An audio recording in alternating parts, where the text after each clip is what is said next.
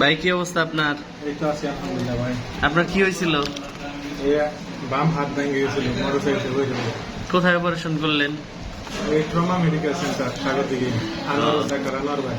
কি অবস্থা আপনার এখন? এখন আলহামদুলিল্লাহ ভালো, খুব ভালো। সেবা কেমন ছিল? অপারেশন কেমন হয়েছে? হাতের অবস্থা কি? আলহামদুলিল্লাহ ভাই, অনেক ভালো হয়েছে। যেটা কল্পনা করছিলাম না তার থেকে বেশি হয়েছে। যাক আলহামদুলিল্লাহ। ওদের কারণে খুব ভালো লাগতেছে। এমন হাতে নড়াচড়া করা হয়।